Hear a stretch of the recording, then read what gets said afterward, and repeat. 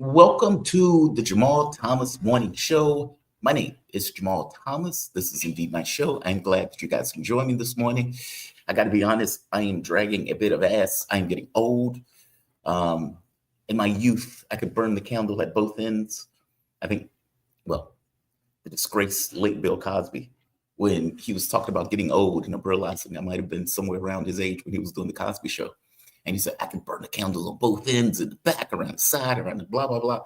Yeah. If I eat my Wheaties, maybe.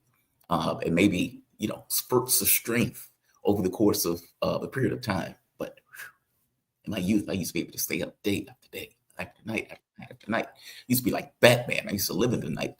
And even though I have my moments where I may go a day or so, it's not the same. It's just not the same. But I'm glad that you guys can join me. I am happy all of you are here. We are going to have a damn good show for you today. We have Warwick Powell that's going to be on. Actually, he's coming up shortly. In fact, Warwick is here. So I'm going to bring him on. We also, later today, we're going to have Michael Maloof. Maloof is a really good friend of this show also. And so it is a privilege to have him here also. Warwick, give me one moment. I just want to pull up your information before I bring you on, because I like to identify who people are. And there we are. Okay, there we are. Let me bring him on. We are joined with one of my favorite people to talk to, if he will come up. There we are. StreamYard was fighting me.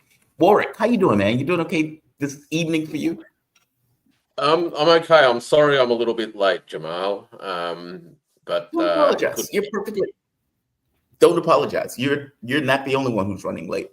I had election night coverage last night, and it went into like 12 o'clock, like midnight. And then after, it takes a while to decompress. And then by the time you're finally in a state that you can kind of go to bed, it's like 2 a.m. Yeah, don't apologize. You're perfectly fine. You're perfectly fine. Just to the audience, Warwick Powell. He's adjunct professor at Queensland University, working at the intersection of China, digital technology, supply chains, financial flows, and global political economic governance, which is actually why I wanted to speak to you, Warwick.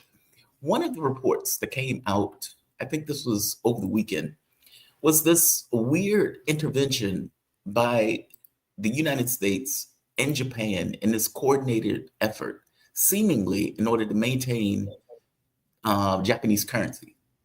And people looked at that and thought to themselves, well, that's odd.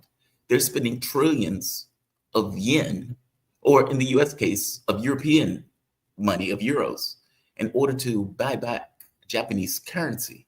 And they did this. I mean, this was a massive injection of money. What was going on with this? I mean, first of all, I have an understanding of what I think is going on, but you're the expert on this. I'm not. What happened over the weekend regarding Japan, the currency? I'll dive into that in a moment, but I'm going to ask you a quick question first. Abdul El Sayed, Michigan. Yes, what's the story there? He won. Okay. He won. Yeah. So they spent $60 million in a primary. 6-0 or 1-6? 6-0 or 1-6? 6-0. No. 6-0. $60 million, which is unheard of in a primary. 30 million of that came from AIPAC by itself. Yeah. Like, meaning more than half of that money came from AIPAC. He was outspent 9-1 and won the race.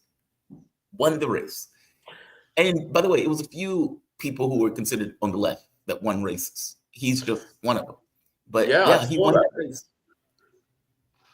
In fact, I think based on some of the discussions you and I've had over the last probably 6 months or so, it's a very interesting awakening in the American body politic that there is actually space for what in an American mainstream sense would be considered to be quite radical left-wing positions being taken, and for those positions to win primaries like this when they're up against an incredible, not just money, but an incredibly well-oiled machine. These are professional operations, and to be able to survive that and then to win a primary like this is well, it obviously captured global attention, right? And particularly this one, and there were others, as you say. It certainly has been an interesting primary season so far. No wonder you were up Yeah. till 2 a.m. Oh, yeah, yeah. That race went on for a while because the polling had it that he was going to blow her out, and you know, on election night, not so much. But there's a Yeah, reason, right? There's as you point out, there's a machine behind Haley Stevens' campaign. Like there's an entire Democratic establishment that is pushing for her, especially when you talk about on the ground, the money being used. And so, yeah, a race that they were calling like 15 points, 10 points, ended up being much closer, yeah, especially as further into election night. But nevertheless, he won. $60 million in a primary is breathtaking. yeah. And Look, yeah, it's where AIPAC, amazing. it's not a benefit, it's a scarlet letter. Yeah, look, the machine, of course, gets in behind the GOTV, and the GOTV is often the make or break in voluntary voting systems, Yeah, and that's all about organisation. Actually, there's no two ways about it. It's about who has the phone numbers, who has the buses, who has the cars, and yep, to be able to pick people up and get them to polling places, and that's a big ground operation, and and when you're the underdog with limited resources, you're up against a well-oiled ground operations machine. That's what you're up against. So anyway, it'll be one to watch. Now, Japan, and the yen.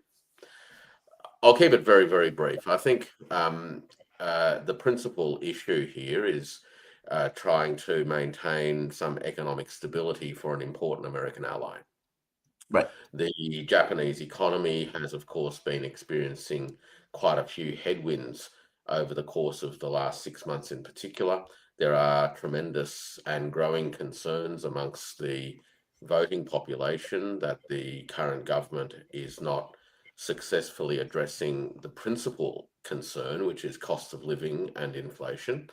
And in fact, the latest polling for the current administration is that the Prime Minister and her administration has experienced a very significant drop in support, down to, from memory now, a poll about 4 or 5 days ago had her and her administration down to about 54% from memory, which is down 13 points in a month, and wow, dissatisfaction up into the top half of the 30s, which is the highest level of dissatisfaction there has been to date. So I think that's your sort of context where an important American ally is experiencing some domestic problems. Now, Japan is an economy that is heavily dependent upon energy imports. And so a stable yen is actually quite important to being able to purchase the energy that the Japanese economy needs, and to be able to do that in a way that doesn't feed inflation. So I think that was one that in my view was the first concern, was to try and help out the administration domestically. The second yeah, concern, of course, and the way that was done, was by the purchase of yen using uh, US government holdings of euros. And that, of course, meant that it did not affect the yen dollar relationship. And so that was an important point. And you've got to remember that that right now, some from memory, some of these numbers I'm sort of don't quite have them at the top of mind, but from memory, about 30% of Japan's LNG at the moment comes from the United States. So again, it needs to maintain a relatively stable yen US dollar relationship to help sustain that. So I think that was the first thing. I know that there's a lot of discussion about the Japanese yen being the sort of thin end of the wedge, or the loose thread in the sort of dollar system, and that the yes, US Treasury is needing to prop up the American dollar.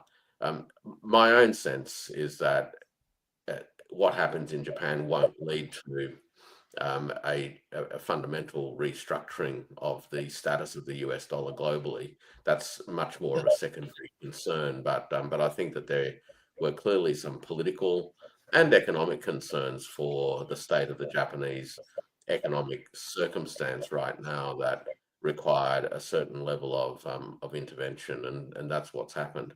Whether this becomes a persistent problem, I think time will tell. There certainly are long-term, deep-seated structural challenges impacting Japan's economy, whether they're demographic questions or whether they're issues related to its relationships with China. Yeah. We know that for the best part of the last 6 months now, China has implemented very stringent export controls on some very important upstream materials, rare earths in particular, and that is causing huge problems now for many Japanese companies and industries. So, there are some real challenges now coming up for the Japanese government and how it seeks to handle it. It also partly explains why I think the Japanese government really is accelerating its militarization push. It sees the military uh, rejuvenation, if you will, as an important part of not only its foreign policy posture and regional security posture, right or wrong, Mhm. but it's also an important part of its economic strategy because this is how it's seeking to boost system liquidity and also hold up wages in what is a relatively high wage sector. So that's my general take on the state of play with Japan. I'm not particularly conspiratorial about it. I don't think that Yeah. there's an impending crisis of the US dollar around the corner as a result of it, but I do think that it speaks to deep-seated concerns about the state of the Japanese economy, both in the short term and the long term, and as a really quite an important and outspoken ally of the US administration at the moment. The last thing the US could afford was to see the Takaichi administration stumble very, very badly as a result of a dramatically devalued yen. As you point out, 30% of their oil revenue comes out the United States, or 30% of the LNG comes from the US. I mean, the fact that oil has gone through the roof, is that not part of this also? That basically the US is waging a war. And in the process of waging that war, one of its allies runs into difficulties, especially with the cost of fuel going much higher. I mean, it's $4 here. I would imagine that it's much higher in Asia and in Europe. Does that have Correct. anything to do with it? That Absolutely. ultimately Japan would have had to sell treasuries, which the United States didn't want to do because it would have damaged our position Well, monetarily. it would need to sell treasuries to get US dollars to settle US dollar denominated Exactly. account, right? So that was, of course, one of the things that they didn't want to happen. The Japanese, of course, have been continuing to buy quite a lot of oil and gas from Russia, and in fact, I think that in the last couple of weeks, the purchases have actually gone up, but quite quietly. It hasn't Mhm. made the big front page news. You'll remember a couple of years ago when the Europeans and the Americans began, this was under the Biden administration, the price caps, imposed price caps on Russian oil, that the Japanese actually sought dispensation from their allied partners to not participate in that so that they could continue their relationship with Russian oil, particularly through the Right. joint venture project, the Sakhalin project. So the Japanese economic structure is heavily dependent on imported energy, and a devalued yen creates massive problems. It obviously creates problems in terms of foreign exchange pressures, having sufficient foreign exchange liquidity to settle accounts, but it also creates inflationary problems even more so than the Japanese economy is already experiencing. And you bundle all of that together, and it is it's an irony, if you will, that the American initiated legal war against Iran that has precipitated the disruption to global oil markets is causing this problem for one of its most important allies within the Asia region, to a point where the Americans have had to intervene to help them out. right? Cause the problem and then have to come around and mop up.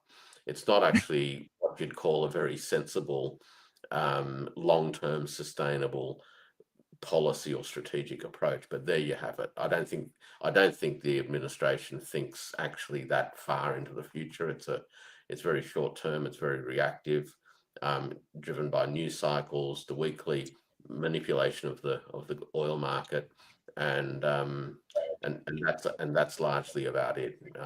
Notwithstanding the fluctuating moods and interests of President Trump himself.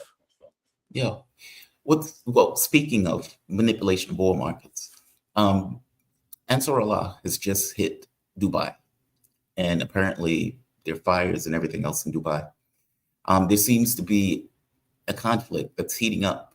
I mean, all of it is ultimately one war, but in the way that it's being kind of separated with tissue paper right now. Of course, you had strikes with Iran going after U.S. bases in various regions.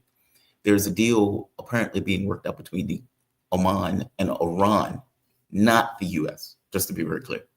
But that deal is not going to open the Strait of Hormuz anytime soon. From the standpoint of the Red Sea, a ship just got hit the other day trying to transit the Red Sea. I think it was last night or the night before last. And with the attacks on Saudi's oil infrastructure, you would think that oil would be spiraling to the moon at this moment. Why? Why is it still, tethered to Earth in a particular way? It's $4 here, which is high, but it's not $4.50, $5. The strait has been closed for months. What's going on? This can't just be Donald Trump, Well, I think announcing that a deal is on the way. Two things happen. Obviously, traders do react to the news, but there are two fundamental things that I think have been happening. One is obviously there has been a drawdown of reserves, and that has kept a lid on things. The second thing is, up until now, China has remained a very subdued buyer in the global market ever since the war broke out. Now, that might change in the not too distant future, which will add substantial upward pressure into the global oil markets. But for the time being, that is a second significant factor. The third factor is actually demand destruction, either by virtue of enterprises just slowing down what they do, so using less oil or oil-derived products, or they're actually substituting to other kinds of activities. But the amount of demand for oil and diesel and things like that has actually dropped globally as a result. You put all of that together, and I think that holds down some prices. I know that there are people who are watching very closely the interactions between the timing of comments made, particularly by the White House, the way that trading algorithms in particular pick up on important messages and cues, and how that then shapes trading behavior thereafter. I think that those things are definitely worth keeping a close eye on. But at a sort of fundamentals level, I think that essentially demand's dropped, and strategic petroleum reserves are continued to be depleted to keep supply relatively available. So that's roughly it. I think on the conflict front, what seems clear to me is that the United States position continues to weaken in terms of their ability to strong arm Iran to achieve whatever the outcome happens to be now that's desired by the administration. I saw a report earlier today, I think it was published in Reuters, or it might have been in Bloomberg, which actually catalogued the demands that have been made by the US administration in relation to Iran and this particular war over the period of the last 6 months or so. And what started as a big, wide and growing list of demands and conditions about what the Americans wanted out of this war and what they demanded of Iran, it's actually whittled down to one thing and one thing only now, and that is that the Strait of Hormuz returns back to the pre-February 28 conditions. And it's not going to do that. It's not going to do that, right? Which means that everything that the United States or this administration has made to be what's at stake in this particular war, they've failed on. The Iranians, I think, are now playing for keeps. They've demonstrated over the course of the last 5 months or so, 6 months almost, an ability to retaliate and to do so in ways that cause lasting damage and with lasting consequences. The ability to severely damage and destroy American forward bases throughout the Persian Gulf has caused the Americans to shut many of those down now and retreat from those positions. And that has war fighting implications. We've also seen the ability of Iran to absorb some very serious attacks, and in the process has seen the Americans deplete their arsenal in ways that are not being replenished at the same rate at which they're being depleted. The rest of the world actually gets to see all of this in real time and understands clearly that the much vaunted American military machine, the biggest, the best, the most powerful, etc., whatever the Secretary of War describes it to be, is in reality nowhere near as powerful today as perhaps it was 6 months ago and 12 months and 2 years ago. And that will have ramifications all over the world, whether it's in Ukraine or whether it's in the Western Pacific or East Asia. The other thing that I think we're starting to get a very clear picture on in terms of the Persian Gulf situation is that Iran is not only has Iran demonstrated an ability to deter the Americans and the Americans' allies in the region, but now it's playing for keeps, as I said. And what I mean by that is that it is seeking to demonstrate once and for all its ability to arm wrestle the Americans for final and definitive control, or at least sustained control over the Strait of Hormuz. This is not something that Washington will want to concede. Right? It's a very visible, obvious sign of defeat, number one, but it also has longer term implications in terms of the leverage that Iran will then have over the global economy, but importantly also the capacity for Iran to leverage the Hormuz weapon to ultimately refashion the economic and security architecture of the Persian Gulf region itself. And that has particular strategic concerns for Washington and its various allies within the region.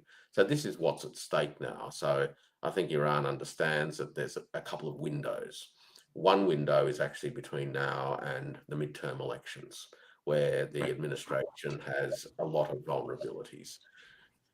The second window, of course, is if they can't strong arm the outcome between now and 3rd or 4th of November, they will need to deal with a period, particularly when the new Congress takes its seat, a new political composition, which may or may not be more advantageous to the Iranian position. So, they're definitely upping the ante. I think we've seen that in the last week too, Jamal, where Iran has shifted its modus operandi from a reactive tit-for-tat escalation response to a proactive, a much more attacking mode. And that shift in posture and strategy, I think, speaks to this idea that they are now playing for keeps. The United States is in a very, very difficult position as a result of that. Most of which, incidentally, was caused by the decisions, and the accumulated decisions of the administration itself and its advisors and its allies in the region, but also because the Iranians have been able to strategically outmaneuver the United States so far. Yeah, agreed. I agree with everything you just said. I mean, and in fact, I was highlighting that changeover myself. The media here wasn't really reporting this change. Like when the US came out and said Iran initiated a quote surprise attack. And it's like, okay, you're in the middle of a war. It's not a surprise attack. Just because you stop firing doesn't mean that they need to stop firing at you, right? Like it's not that you continuously set the tempo. But I think the US was shocked by it because under normal circumstances, the US is the one that is initiating attacks. It's other countries that are sending reprisals. That's assuming that they were, shooting back at all. No, I totally agree with you. I also agree with you with this idea of power as a shadow on the wall. That the U.S. decided to. It's one thing for people to have a conception of your military strength. It's another thing for it to function in actuality. And in actuality, may not necessarily be the same thing as the person's perception of military strength. And that's what the U.S. has lost. This idea of, well, we can fight China, we can fight Russia. Okay, well, you can't even fight Iran. What are you talking about for the other two, right? No, I agree with everything you said on that front. I'm curious though, like the US is going with this blockade of a blockade idea. And obviously, this was a fallback position because it assumed that it would just be able to knock over Iran. It seemingly didn't consider what happens if you fail, which is the fallback. How much difficulty will this be for Iran? It's one thing to say that there will be economic damage for the US and the rest of the global community, but what is the damage to Iran if this gets extended for a month, 2 months? And that's assuming Look, the US can even do that. look, Iran, of course, trades oil and other things because it has more of these things than it can use itself. And by trading, it is able to earn foreign currencies that it then uses to buy things that it either needs or wants. Right. Clearly, its most significant trading relationship has been with China over the course of the last half a dozen years or so, to a point where, despite all the sanctions, the trading relationship proceeded on the back of um, uh, agreements for bartering sometimes. Mhm. But I think increasingly over the next 12 months or so, we're likely to see greater financial systems alignment where Iran will, in time, make better use of the Chinese payment rails to be able to participate in uh, uh, economic intercourse with China. Now, up until now, or up until about 2 months ago, the Americans, of course, threatened secondary sanctions on anybody and everybody who did business with Iran. And in large part, most Chinese institutions abided by that. The way that transactions were handled between China and Iran, if they weren't done through bartering, was actually by one particular bank, which only dealt with that, which meant that that bank couldn't be sanctioned because it had no implications for it.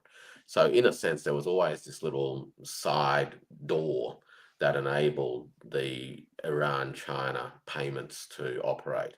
But about 2 months ago, you might recall, the Chinese government made it very clear that it would no longer abide by American secondary sanctions and actually sent the message clearly to Chinese enterprises. And this was particularly the oil distilleries that were buying oil from Iran to ignore the threats from the Americans because the Chinese government and the Chinese banks and others would back them 100%. And laws in China itself have been passed, which provides a lawful foundation for the Chinese government to do that. The message globally is that China will no longer play along with American secondary sanctions. And I think that the underlying message to countries like Iran is that uh, don't worry about what the Americans are doing. We're open for business. We've got no reasons to not do things with you. There's no United Nations sanctions against you. The Security Council hasn't passed and ratified any resolutions. So, as far as we're concerned, the dealings that we have on a bilateral basis are entirely normal and legitimate. End of story.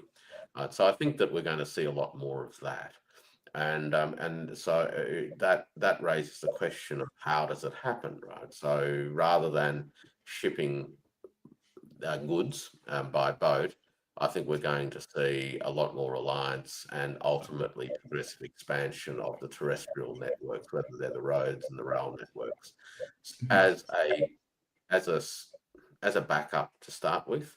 but ultimately it might, in certain periods of time, actually become the most important channel until this issue of the Strait of Hormuz and the Americans' blockade finally, reaches a settling point. Because let's not forget that it's not just Iranian vessels that are impeded through this. The Americans Yes. say that they're blocking only Iranian vessels, but Iran is blocking everyone else's vessels, right? So, for all intents and purposes, it doesn't matter whose ships they are or whose oil they're carrying; they'll get blocked one way or the other, and that's not going to be sustainable for those upstream. They've talked about the workarounds. There's been talk of piping oil, and the idea that these pipelines aren't vulnerable to missile and drone attacks, of course, seems to be missed on a whole bunch of commentators. You've still got to Yes. build these pipelines, you've got to expand them, etc., etc. The pipelines are not an answer. We've obviously got the Houthi question on the Red Sea, and there are problems with the Suez Canal, right? So no matter which way you look, there's no simple substitute for the Strait of Hormuz. And if you're, the Qataris, if you're Bahrain, Kuwait, Iraq, Saudi Arabia, the UAE, you're going to want this resolved at some point. And as much as they have not yet buckled under the weight of Iranian pressure that has been applied so far, I wouldn't be surprised if, and this is the problem for the Americans, if the Americans buckle too hard, too fast now, the risk they run is that the kingdoms in the region will literally abandon ship and You think and so? preserve They themselves. Well, seem to be doubling down. that's the risk. They're doubling down at the moment, but mark my words, there'll be discussions behind the curtains at the same time. Yeah. Um, it's inconceivable that the Emiratis and the Saudi royal family is not mindful of the risks that they currently face, and they certainly won't have all of their eggs in the one basket. Oh, interesting. But by the way, the pipeline thing, I thought the exact same thing. I was like, why do they think that that's somehow less vulnerable than a ship Well, it's going through hopium. Strait of Hormuz? Well, it's a bit of hopium, really, right? There's this sort of belief that somehow there's easy workarounds. Look, in part, I think it's part of the social media culture that we have, which is there's some instant something, whatever it is, there's an instant response. But the reality is that even if you could, even if the pipelines was a viable alternative, you've still got to build them, right? So it's not Right. going to happen tomorrow. It's going to take a long time. It'll take many, many months, and you've got to get the materials there. This is the other thing. It's not like there's a whole bunch of pipe sitting there waiting to be rolled out. You've got to get them all there. Right? And where are you going to get them from? And so there's a lot to organise, a lot of engineering, a lot of logistics, and that assumes that whilst you're doing it, they're not going to get bombed. Right? So Yeah. I'm curious on something else. China, and I guess this could be the last section or yeah, last question. What does the world look like when you have effectively two gorillas pulling in two different directions? And what I mean by that is, if China says, look, ignore US sanctions, okay, how does that work? I mean, the banks just blow off what the US wants, or is it just the US passes the sanctions and China protects the banks? I don't have a view in my head of how it works when two countries are pulling in different directions. Yeah, it's the US initiating the action, but it's China effectively saying, hey, ignore that action with, I guess, players in the middle of these two things. yeah. So Help me conceptualize this. so what happens is basically the US would say, Chinese bank number one was doing business that facilitated the deal between the refinery and Iran. Therefore, Right. we're going to sanction that bank and prohibit that bank from facilitating business on the US dollar rails, right? And that's going to damage that bank's ability to facilitate business, blah, blah, blah. Now, Okay. there's many connection points to the financial network. So at some point, what's the US going to do? Cut off the ability of the Chinese banking system to settle Chinese purchases of American things in US dollars? I doubt it, right? So, so at the end of the day, they might try and implement measures that will cause punitive damages on particular organizations or institutions, a company here and a banking institution there. But the United States can ill afford to cut China off from the United States, and we've seen this already. This last half year, the trade data shows very, very clearly that the United States, whilst it's becoming less important to China, China remains just as important to the United States as it's ever been, both directly and also indirectly through intermediary countries, whether it's Vietnam, Malaysia, and Mexico, and what have you. So, Right. so the ability of the United States to actually cause pain, and by causing pain, coerce behavioral responses from others, is diminishing, particularly when it comes to a country like China. Sure, the US can cause pain on a small country, and it would have a very, very damaging effect, and that coercion would lead to a behavioral response, right? Which is, stop causing me pain, I'll do what you want me to do, or I'll stop doing what you don't want me to do, right? But it's not going to happen with China. So, that's just the new reality. America's going to have to learn to live with a China that literally looks at America in the eyes and says, no, we're not going to be bullied by you. We're not going to be coerced by you.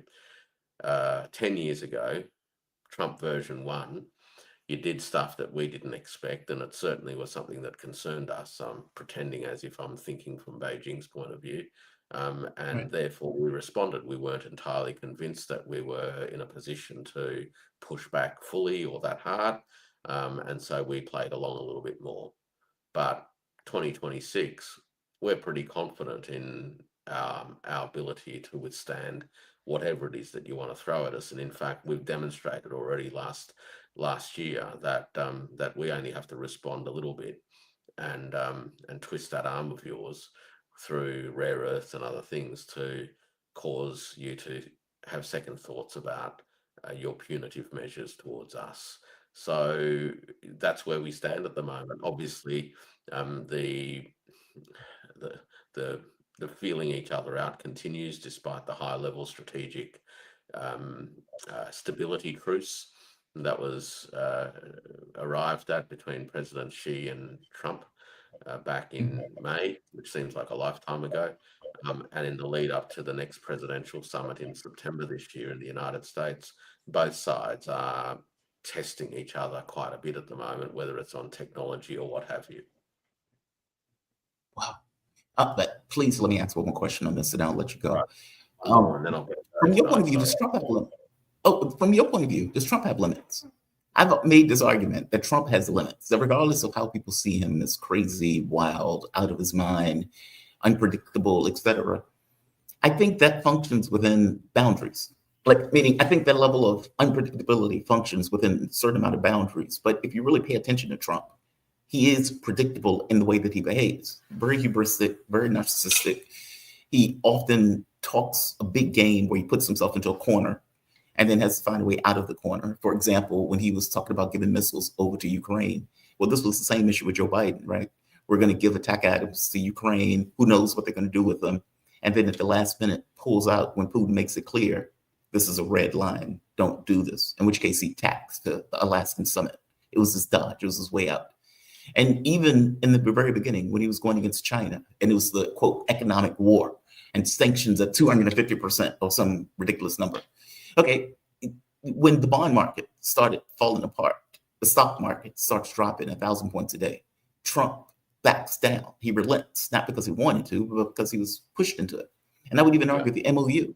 I don't think a president wanted to sign the surrender document, even if he wasn't going to live up to the tenets of the document. It's humiliating to sign.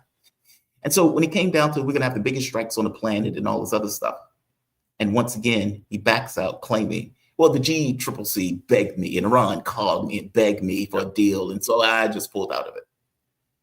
Do you think that means Trump has limits? Or do you think it's hubris and narcissism?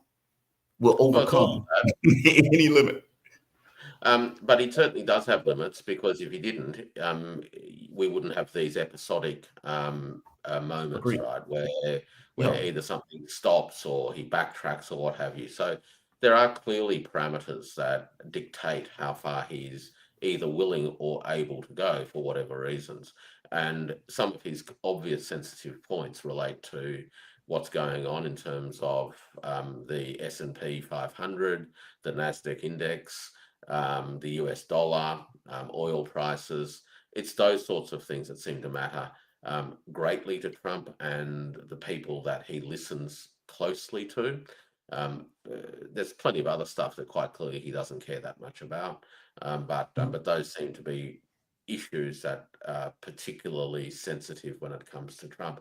And those issues, of course, can largely be managed in almost a daily and a weekly basis, right? So, which allows this sort of foot on the pedal, foot off the pedal, foot on the pedal, foot off the yeah, pedal, as he's trying to find a way out, right? He's trapped in a position that he doesn't want to be in. He's trying to find time, a way out, through leverage, through pressure, through whatever means he can find. But, I think he's learning that in the world of major power interactions, it's not as easy as bullying the local planning warden in a city council borough. yo, So yeah, yeah. Especially when it's, you're dealing with other nations. You're not dealing with, other crooks and mob bosses, mafia, and whatnot. Warwick, man, I thank you for this. Always a great breakdown. You do fantastic work. By the way, Warwick has a Substack. Check his Substack out. Definitely support his work. Warwick, do you post anywhere else by chance that people can find your work? anywhere else that I post, I'll end up linking it on my Substack anyway. So that's the best place, warwickpowell.substack.com. And Excellent. yeah, that's a good starting point. Okay, excellent. Yeah, well, I want the public to be able to find your work. You do really good analysis on your economic breakdowns, especially in relation to China. Warwick Powell, he's adjunct professor at Queensland University, professor working at the intersection of China, digital technology, supply chains, financial flows, global political, economic governance. Warwick, you have my thanks for this. You be safe. You have a good night, okay? You too. Have a good one. Bye-bye. Yeah. All right. Shout out to Warwick Powell. He does fantastic work. If you ever want great breakdowns, definitely check out his Substack. It is one of those things where he is very detailed. He's very analytical in the way that he breaks this stuff down. In fact, you can hear it when he's giving his explanation. Very patient, very practiced, very gives great breakdowns and explanations. Shout out to him. And by the way, shout out to the chat. I need to start paying more attention to the chat, especially between breaks and interventions. At 10 a.m., Michael Maloof will be on the show.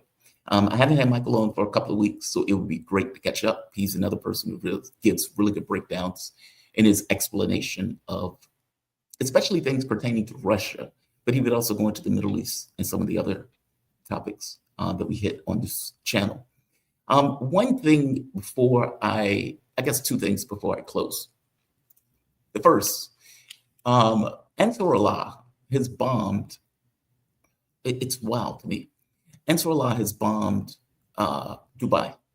And to be specific, it's a particular part of Dubai. The Ansarullah has struck the industrial site of Jebel Ali in Dubai, UAE, per internal sources. Widespread fires, plumes of smoke over the area, multiple explosions in Dubai in the past few minutes. But that was hours ago, so it wasn't the past few minutes. In fact, it was yesterday. I don't really have a good video of this. Yeah, and it's only 4 seconds, so I'm not really going to show it. But obviously, in looking at this, I want to point out that the Houthis, or Ansarullah, seems to be an X factor. It seems to be the group that you say, okay, I don't want to hit their energy grid, because if I, as Iran, hit an energy grid, but that's a massive escalation. And an escalation, by definition, may and most likely will have consequences because it's an escalation. Meaning, if I do something that effectively gives up the leverage that I have at my disposal, the leverage being I can smash your oil fields, I can smash your pipelines, I can smash your desalinization plants. I may not have the power to beat you in its entirety, but I have the power to destroy things. And the power to destroy things is a power nonetheless. Meaning, my ability to destroy a particular context is a power.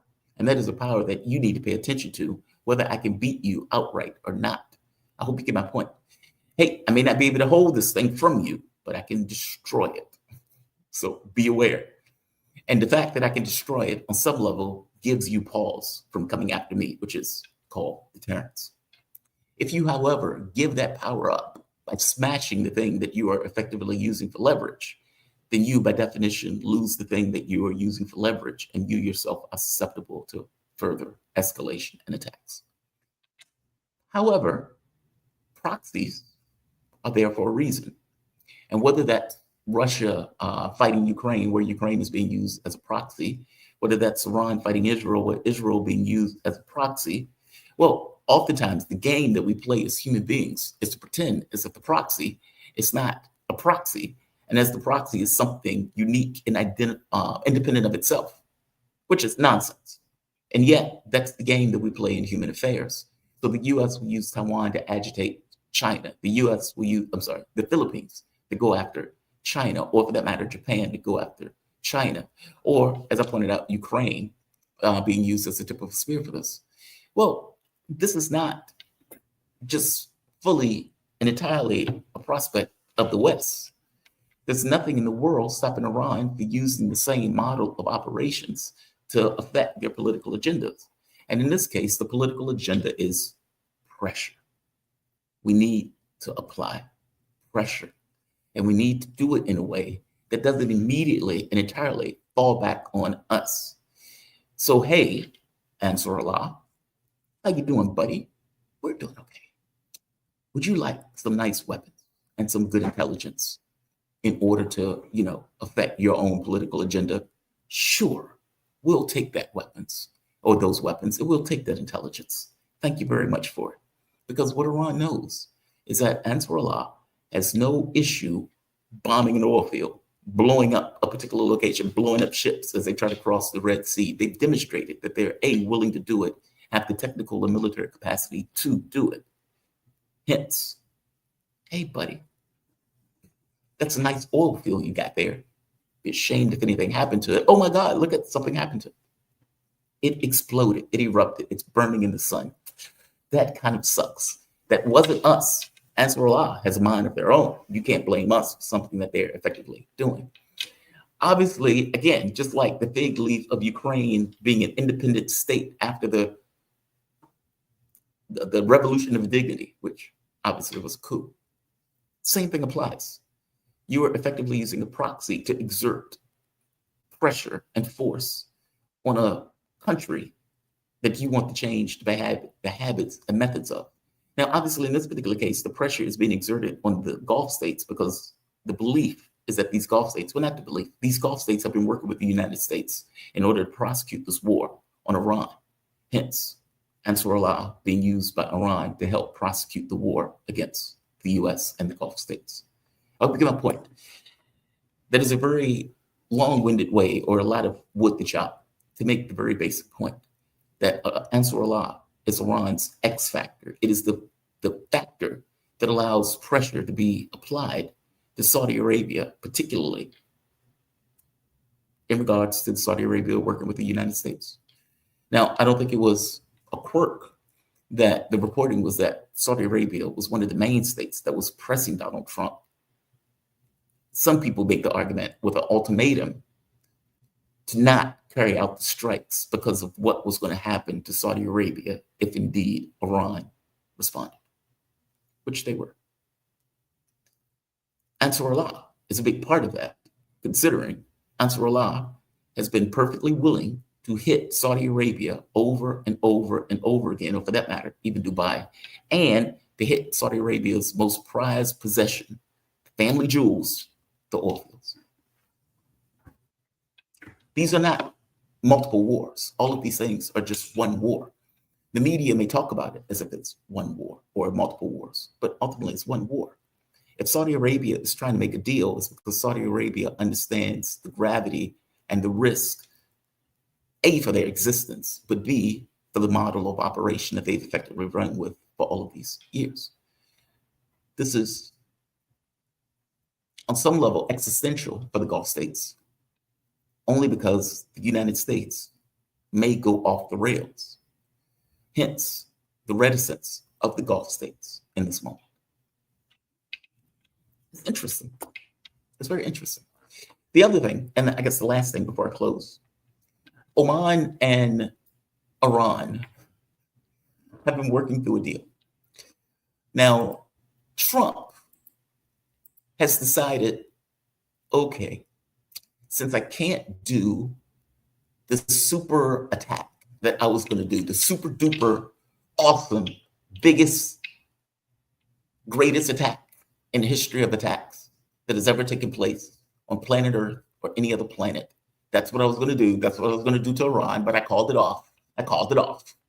Now, considering all of the leaks coming out about the weapon shortages that the United States have at their disposal, sure, it doesn't mean that they can't necessarily go into high intensity fighting for a period of time, but obviously that period of time is limited. And there is a question about whether or not Donald Trump could have even carried out a strike of the proportions to which he was claiming. Mind you, we dropped nukes in the Second World War. So this idea that it was going to be the greatest thing in the world and blah, blah, blah. Nonsense. It doesn't necessarily mean that he could have done something, however, that crossed the red line that became existential from the point of view of Iran, where all bets were off. Hence, the rationale for it. The point that I'm making, though, is in the previous history of Trump, when an issue came up that was going to be unpredictable and potentially catastrophic from the standpoint of the US, or for that matter, the globe, Trump relents.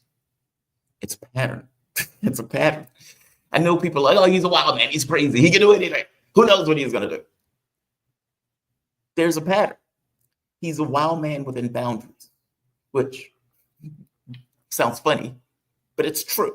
He's a rat in a cage. You know, despite all my rage, I'm still just a rat in a cage. You have limits.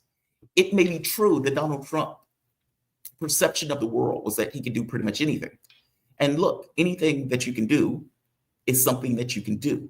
If your opposition doesn't necessarily have the capability of stopping you to do it, or for that matter, imparting cost, then there's nothing by definition stopping you from doing it. It may come across as outrageous, it may come across as provocative. If Donald Trump decided to take Greenland and Europe couldn't do anything about it, then Donald Trump can just take Greenland. How you feel about it is secondary to the point that he did it. And how you feel about it doesn't necessarily matter if you don't have any material leverage to use against them to stop him from doing that, or to impart massive costs. That is just fact, meaning that's just a rule of reality. The same thing is true here. The US is trying to make it as if, but my point in that is, because Trump is a rat in the cage, and because Trump could only escalate to a certain extent without having a reprisal that would be breathtaking, provocative, with all sorts of mayhem to follow, then Trump has to find a way out. He has to find an off-ramp from that bit of a corner that he effectively put himself in. And his off-ramp was, hey, Iran and Oman are making a deal for management and control of the Strait of Hormuz. Let me get in on that. And the fact that they're making a deal, I could say that we're making a deal, because we are now going to be talking to Oman, who's going to be talking to Iran. And so we're going to say that we're effectively negotiating with Iran. I hope you realize this is nonsense. This is nonsense. I don't doubt that the United States is talking to Oman. I don't doubt that the United States is trying to play the spoiler in whatever deal Oman is trying to craft with Iran. I don't doubt that. What I doubt is that the United States is really any part of this deal. What I strongly doubt is that there are negotiations taking place. Iran has made it very clear, look, any negotiation that we take place, according to Iranian media, any negotiation that takes place between Oman and us is specific to us. The strait doesn't change while we're in a state of war. Meaning, I may make a deal with Oman, true. We may make a deal for the revenue to be split, for us to control the inflows, and for us to have authority on things and ships that go out, even though they may use a particular route. None of that applies while we're in a state of war. Until the United States basically behaves and implement the memorandum of understanding, nothing occurs from the Straits' point of view. Meaning, for all of this bluster and for all of this talk about a deal is around the corner, the Strait is going to be open on Monday, the Strait is going to be open on Wednesday, the Strait is going to be open tomorrow, the Strait is going to be open in 10 minutes. We control the Strait is open right now. He needs to get his story straight.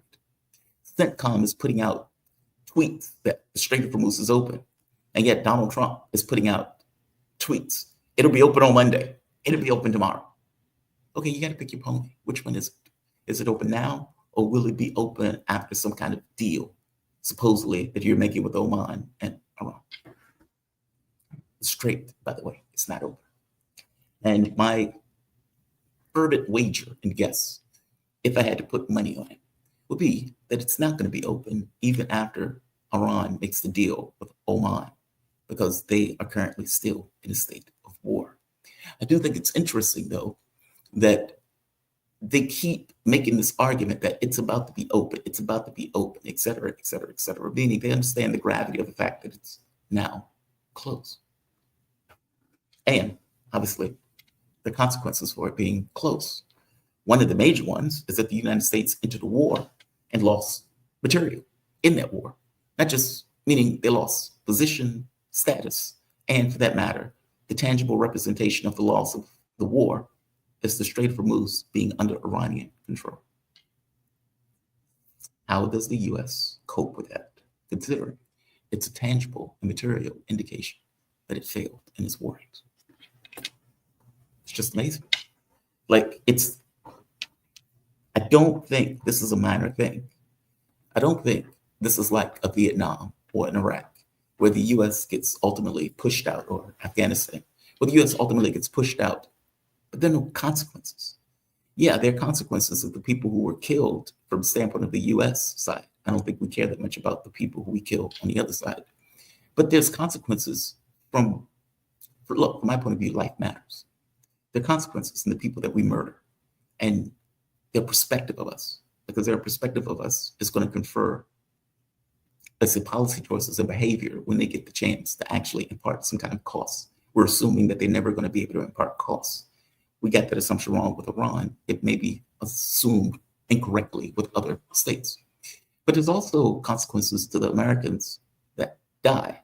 The money that we spend that is not necessarily used on other things. Those things are also consequences to us. But the consequences weren't something that oligarchs cared all that much about, because the people who were going to die weren't oligarchs. They were just people like us. I'll begin my point. We ignore those consequences because, for the most part, the people who are making the decisions are not affected by the decisions that they make, not in a real material sense. They may be affected by credibility or things that people say about them in the context of media and news on a strategy that failed, but that's not costs in the real sense of the term that would affect behavior of people who are effectively making decisions. Well, this is different. This is something else. The American public is effectively being sanctioned.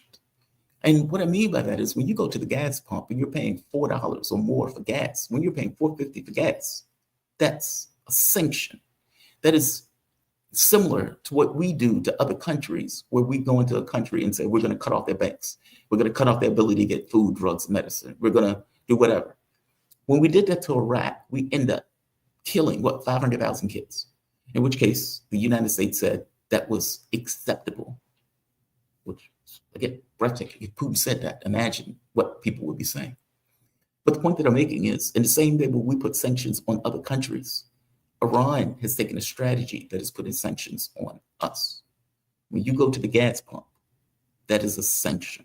When you buy groceries, that is a sanction.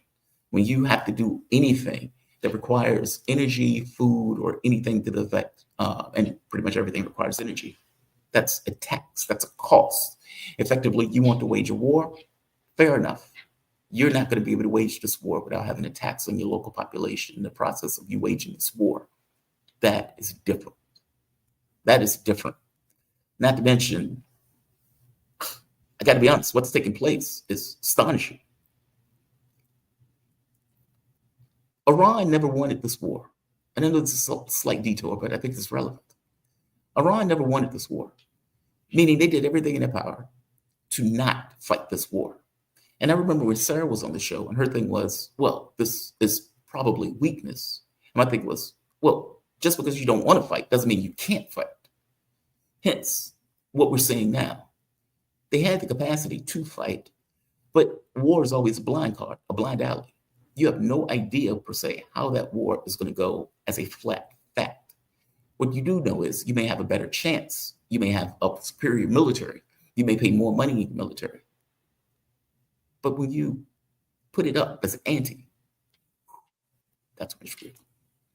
And we found out we were lacking. The last story I want to hit, I guess there are two. Okay, we have time. Let's finish the foreign policy part. Ukraine has been intercepting Russian missiles at an amazing extent. No, they don't have air defense missiles. Those they don't have. What they do have is buildings that is taking hit after hit after hit. Meaning, what's been intercepting Russian missiles has been Ukrainian buildings and warehouses. The level of damage and carnage that has been enacted on Ukraine has been breathtaking and withering.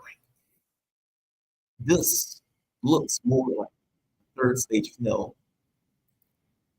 than Kiev, but this is indeed Kiev.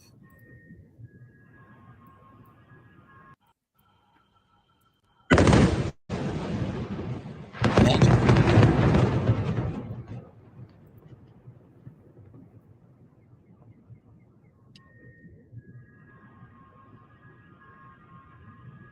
They go to the alarms. Go to the next one. That's just an image. That's Kiev. That is amazing. And there are a ton of these videos out, by the way, basically showing utter and complete carnage. Let me see. Explosions heard in Kiev.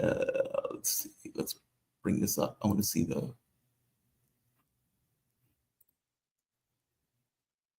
That is amazing. That is amazing. There are more of these videos. In fact, let me go to a few more of these videos and get the scale. Mind you, while they are, it is amazing to me that people in the West are trying to go with the argument that Ukraine is somehow, quote, winning the war, or has somehow come back and is Russia on the back foot, or is making progress, making moves, and the Russians don't know what to do. This is nonsense. Look, this is a picture. I'm trying to find another video so you can get the scale of this. Here's another one.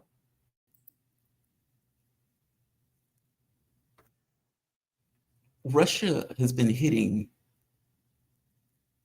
so right here, Russia attacks have intensified, focusing on Novopashta, warehouses, epicenter, shopping centers, and other usual targets in the military industrial factories.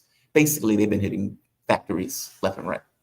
Some of these factories they've been hitting has been in response to the scheme, the plan that the Ukrainians have been going with to effectively go after what amounts to the equivalent of Amazon warehouses.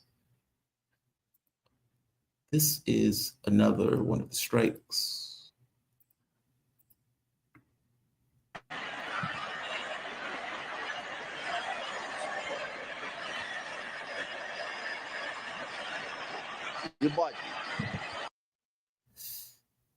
These fires and attacks have been taking place all over Kiev at this point. Not one air defense missile was launched from Kiev. Not one. It seems that Ukraine has expired their supply of those weapons and armaments. And if we're being bluntly honest, it's not like they worked all that well anyway. But at the very least, you had them $1 million a pop to fire off and miss most of the time. The rub of it is, and I guess this is not torture porn. I think this is another one. Okay, yeah. To be specific, at least 20 Islander ballistic missiles, 5 Zircon hypersonic cruise missiles, 2 KN-23 ballistic missiles were launched from Bryansk, Kursk, Voronezh, Rostov Oblast. Every single missile hit. Not a single Patriot interceptor was launched. Not one. The last interceptor was launched July 31st, which means all of these missiles hit their target unimpeded, unencumbered, uninterrupted. And obviously, the areas that were hit, Novopochta warehouse, logistics warehouses, military factories, and an epicenter shopping center just to round out the list because the targeters were eating your Wheaties. Here's some of the pictures. And after I show these pictures, I want to look at that.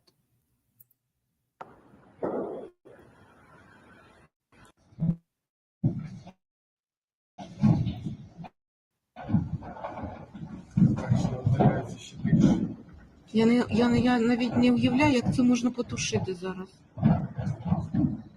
Це тушити неможливо. Страшно і за пожежників, що Це тільки зверху треба тушити вертольотами.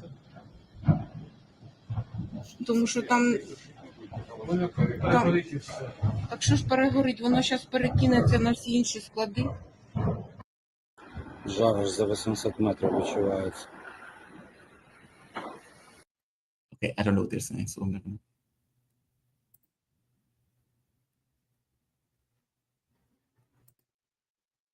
Obviously, it needs to be said that these attacks have become far more pernicious. Meaning, for those of us who have said, well, the Russians need to get more aggressive, the Russians need to get stronger, the Russians need to take them out. As my mom would say, they need to take them out. She's coming out of church, just take them out. You're getting your wish. Meaning, I think a few things are taking place. A, the United States is in multiple wars.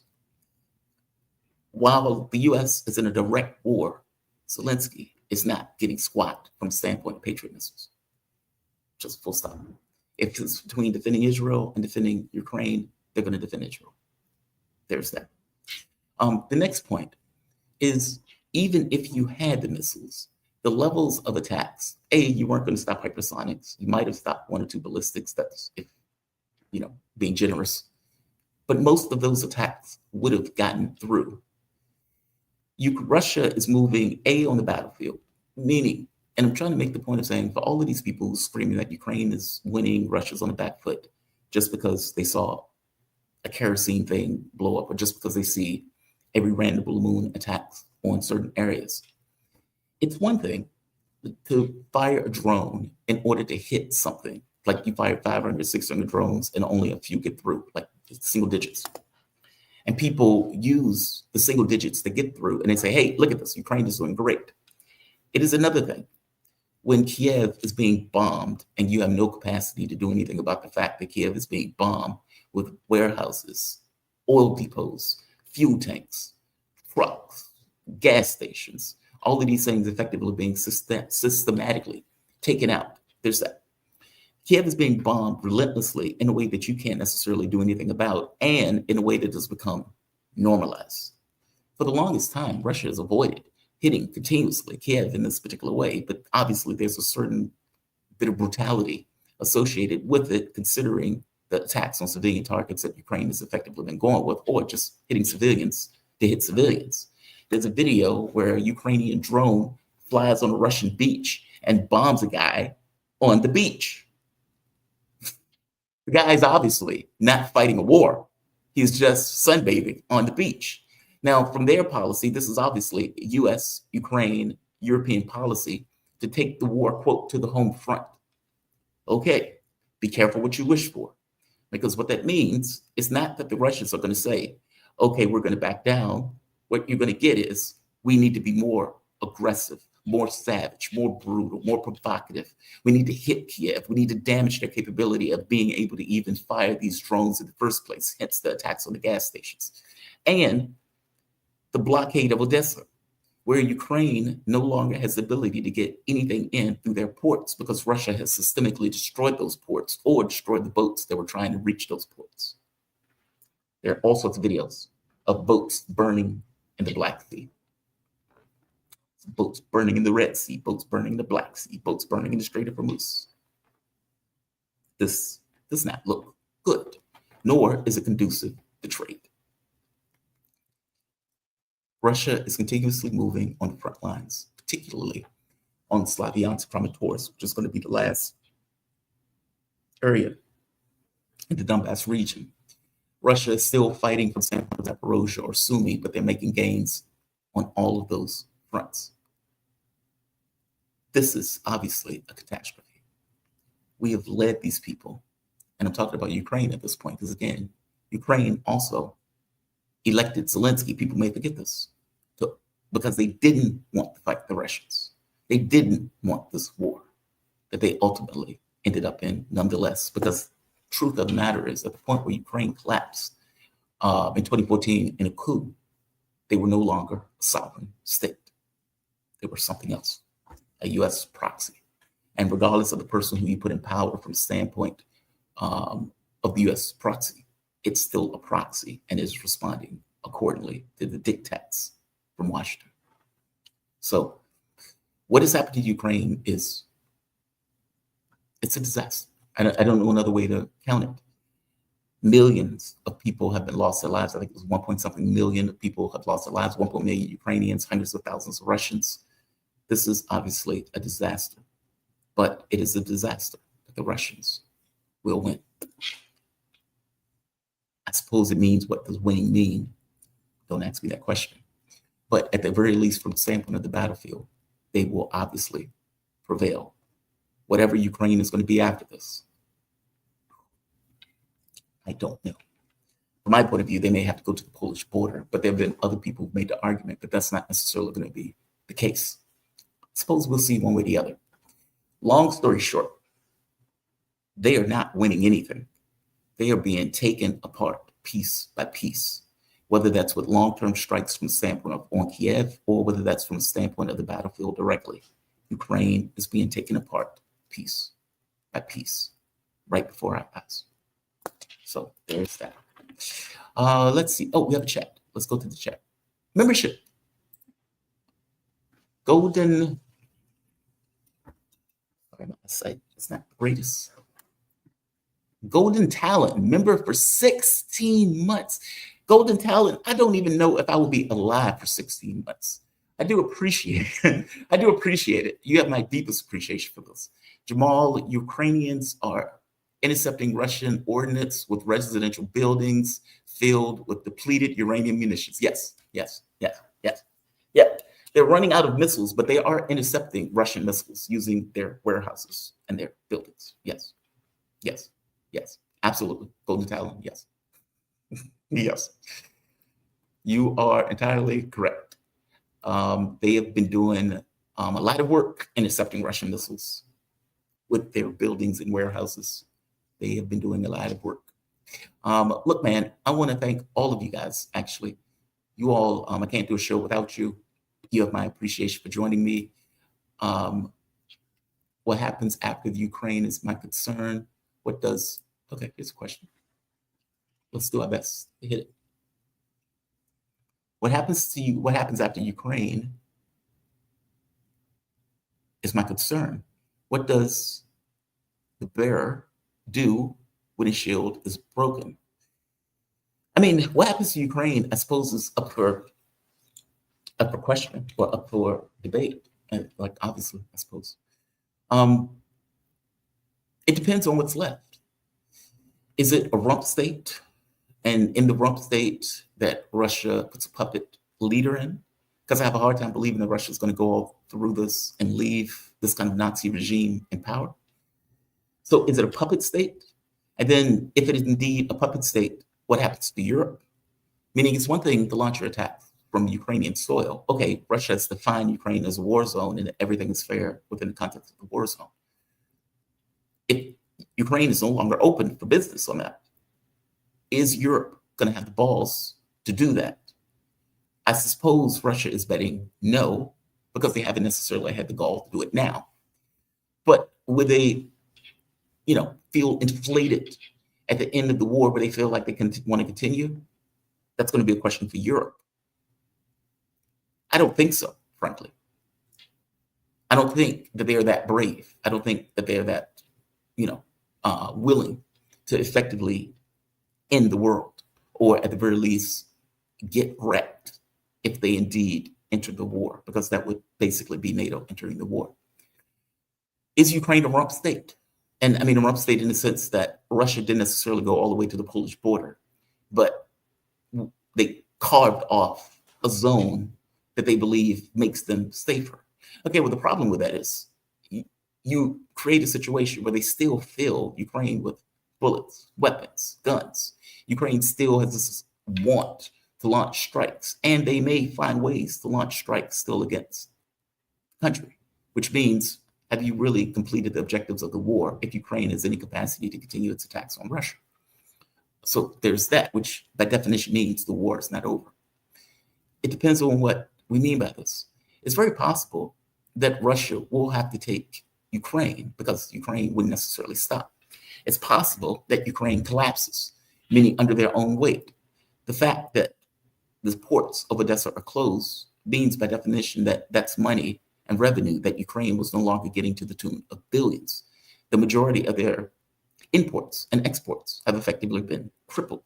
Okay, well, what effect does this have on the government itself? Can Europe continue to give $50 billion, I don't know, twice a year, in order to keep the government propped up? All of these things are pressures that are taking place on the political space of Ukraine that makes it, short of Russia is going to prevail, it's hard for me to see what it looks like in the very end. Just is. You have a good question. The question is fantastic.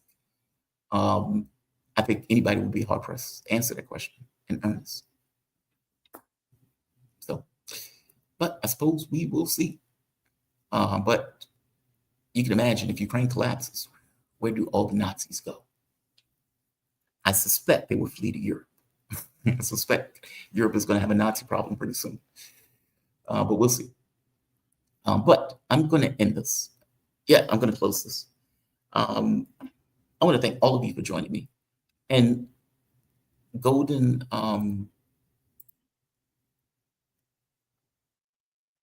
Talon. I'm sorry, my vision is bad. So if I'm not seeing this right, forgive me. Golden Talon. Golden Talon, thank you for this. Thank you for this. Look, your support, and I say this because I have to say it at least once a show, makes this channel possible. This channel can't operate without your support. That is in views, but that is also from the standpoint of donations and supporting the channel directly.